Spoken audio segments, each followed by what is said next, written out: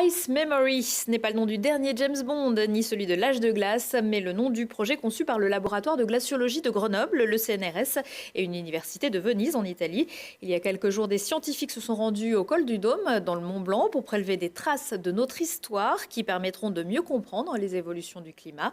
Que vont devenir ces carottes de glace? Olivier Escalon vous dit tout. 1963, Claude Lorius prouve qu'en analysant les gaz maintenus prisonniers dans la glace, on peut déterminer la composition de l'atmosphère sur des périodes très anciennes.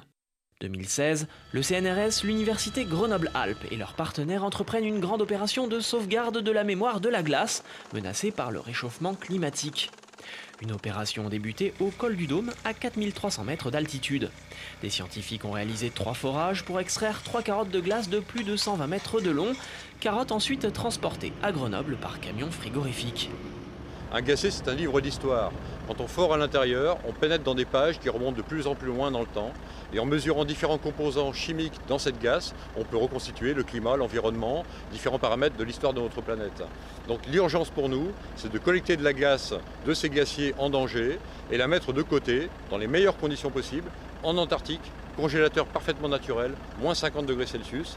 Nous ne toucherons pas ces carottes de glace, ce sera les générations futures qui travailleront dessus. 2 carottes en Antarctique, la 3e restera à Grenoble pour faire l'objet de tous les tests dont la science est capable à l'heure actuelle. En attendant, elles sont toutes stockées dans la glaciothèque du laboratoire de glaciologie et géophysique de l'environnement par moins 25 degrés. D'autres glaciers témoins autour du globe feront l'objet de forages dont les prélèvements iront également rejoindre l'Antarctique. Une opération totalement originale portée par des équipes grenobloises qui n'en sont pas à leur coup d'essai. On peut effectivement se réjouir qu'à Grenoble, nous avons été finalement avec cette idée-là et les idées pionnières des années 50 à l'initiative de beaucoup de choses liées aux carottes de glace.